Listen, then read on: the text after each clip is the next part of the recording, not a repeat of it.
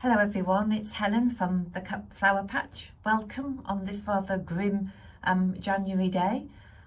Today we're going to be going through the seeds from our January seed kit, and we're going to be sowing 3 of them. I'll come on to that in a second. But you know, it's a lovely time to be sowing seeds. It gives you something to look forward to. The seedlings coming through in a week or so, and then planting them out and then getting to cut them later in the summer. So it is nice to be getting on with this right now. The reason that I said we'd only be planting 3 seeds today, a couple of your seeds, the cleome and the delphinium, need to go through a process called stratification, and that means they'll do better if they're very cold when they're planted. So we're going to pop the cleome and the delphinium in the fridge for a week, and then we'll come back to those in a week's time, and I'll post another video and then we'll sow those as well. But first off, I will go through the equipment, the bits and pieces really that you need to get sowing. We have our 3 seed packets. We need our godetia, our gypsophlia and our sweet pea. As I said earlier, the cleome and delphinium, those seed packets need to go into the fridge for a week. We're going to come back to those next week. You'll also need your labels from your kit. So there should be 5 labels in your kit. I know some people aren't so keen on using plastic labels, but over the years I've tried lots of different alternatives, and I do keep coming back to these plastic ones as being the most practical and useful. And this is an example actually of a nice wooden label that I bought, and as you can see, it's gone mouldy and you can't read the text anymore. So I do keep coming back to these plastic ones. After you've used them, you can use a knife to actually scratch off the wording and use them again. So that is possible. So they don't have to be single use. You'll also need compost. I just use a good quality multi-purpose peat-free compost. Peat-free is important. And then I've never really used seed compost. I know some people use that, and if you have that, that's absolutely fine, but I tend to stick with this multi-purpose compost. I do sieve it with a garden sieve before using it, just to get out any bumps or big bits of bark. If you don't have a sieve, then just sort of run it through your fingers just to get out any lumps that we don't really want in there. You'll also need, for your sweet peas, we're going to be planting those directly into 9cm pots. You'll see as we go through the year, it's unusual to plant directly into pots. Normally we plant into seed trays first, but the sweet peas will go into these pots. 9cm is a common size. Lots of things you get from garden centres are this size and are potted in this size. So I always save them and reuse them. When I do reuse them, I do always disinfect them between each use. I tend to use 9 parts water to 1 part disinfectant, just a standard sort of household bleach I tend to use, and then rinse them afterwards, and then that gets rid of any sort of disease that might be lying around in the pot, which obviously we don't want to carry forward to our new sowing. You'll also need, for planting your godetia and gypsophlia, a seed tray. I tend to use these 24 cell trays. You can use 40 cell trays. You can just use plain trays. You can make your own. I've seen people plant them in all sorts of different things or sow them in all sorts of different things. The main thing to be mindful of is to have drainage holes in the bottom. Without drainage holes, your seeds will get waterlogged, and then they won't germinate. You'll also need something to cover your seed trays with. Mine come with these little plastic lids. If you don't have these, you can equally use a clear plastic bag or an old shower cap, anything like that, just something to keep the moisture in while the seeds germinate. And then finally, the other thing you'll need is some sort of dibber to make a hole in the soil. This dibber comes free with your first subscription to the Cup Flower Patch. If you have just bought a one-off pack, then and you don't have the dibber, you can just use a pen or a pencil to, it does the job as well. Okay, so we'll start by planting our sweet peas. So we're going to plant our sweet peas directly into a 9cm pot. Most of the seeds we're going to plant this year will go into seed trays, so planting directly into 9cm pots is fairly unusual for this process, but it seems to be sweet peas survive quite well, or thrive quite well, using this method. I've 3/4 filled my pot with compost, and then I've wet that very well. I've given it a good water. We're then going to fill the rest of the pot with dry compost. Just pat it down a little bit. And then, using your dibber or pen or pencil, make a hole in there for the seed, which is about 1.5 centimetres deep.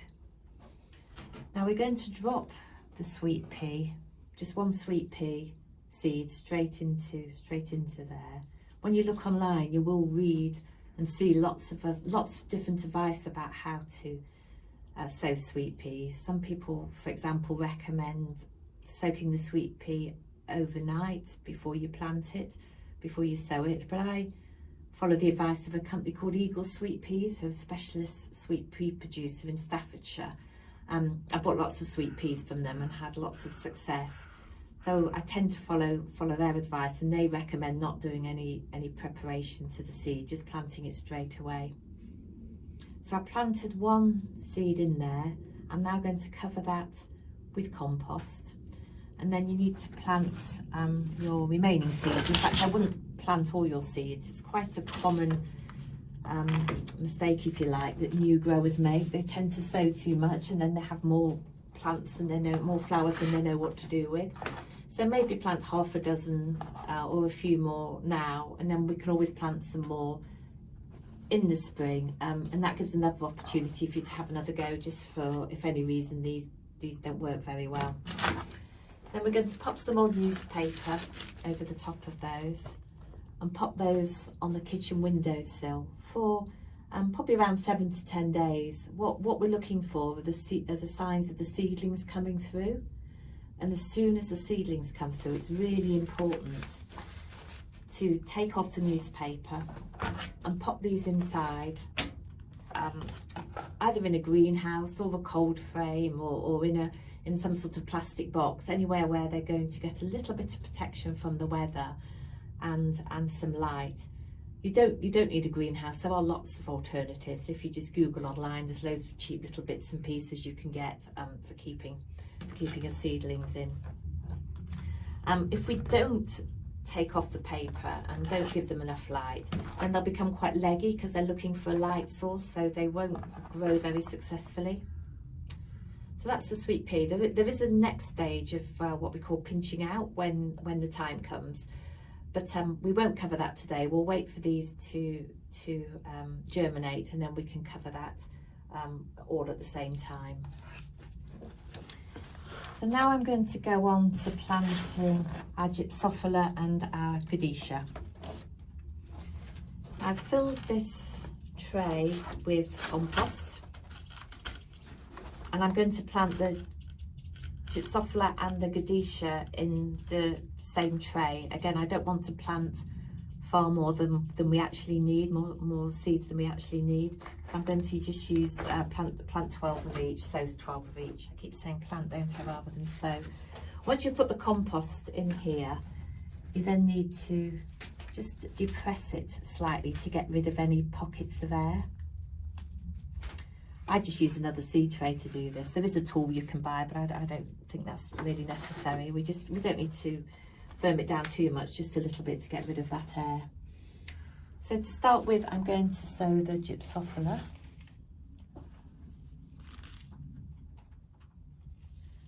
Now we've got a lot of these seeds in our pack, and I'm going to put maybe 5, 6 in each cell. I just sprinkle them on by hand, and then we might find more seedlings, we get more seedlings than we actually need, but we can always thin those out later if we need to. And then with the gypsophlia, we're going to cover it lightly with compost and just press that down slightly. And then when we've done that, we're going to pop the label in, and then we will go on to planting the godetia. Now the godetia is slightly different in that we're going to only put one seed in each cell. You'll find there aren't many godetia seeds in your pack. It is an expensive seed, so you probably need to be quite careful when you handle them because you don't want to lose any of them. But although there's not many of them, hopefully when we've got them in our cut flower patch, they just keep giving, and so each plant will give us a lot of flowers. So we're just going to pop one of these in each cell. I've got something stuck in my ring. And then, unlike the gypsophlia, we don't actually cover these with any compost once we've sown them. They need to stay on the surface. That was sometimes you have to be really careful when you're watering seeds. It's a real common problem to overwater them. So what I will often do is water them with a little cup like this, like a child's drinking cup, because it's very gentle and you make sure you don't dislodge the seeds. But in this case, the godetia you have to be quite careful with. It's prone to a condition called dampening off, and that happens when you've either overwatered them or you haven't got enough ventilation, or probably a combination of both. And if that happens, then the seeds won't germinate and they will just rot away. So what we're going to do with this seed tray is just pop some water, about maybe a centimetre of water, into the bottom of this container. You could use any sort of kitchen container if you haven't got one of these. Then pop that back in and set a timer for around 20 minutes, and then check that after 20 minutes. And what we're looking for is just a sort of glistening on the surface, just to show that the compost is moistened. And as soon as we see that glistening effect, we want to tip the water out and get rid of it, any remaining water. If after 20 minutes you haven't got that slight glistening effect, check it in another 10 minutes and so on. We really want to be careful not to overwater these. So once you've watered them, pop the cover back on, and again pop that on a kitchen windowsill, somewhere nice and warm and bright, and then keep an eye on it. And just like with the sweet pea, as soon as you see the first seedlings appear, take the cover off and pop it outside in a greenhouse or cold frame or an alternative. Okay, well that covers those 3 seeds. I hope that all makes sense, and I'll see you again in a week. But in the meantime, happy sowing, and I look forward to hearing how you get on.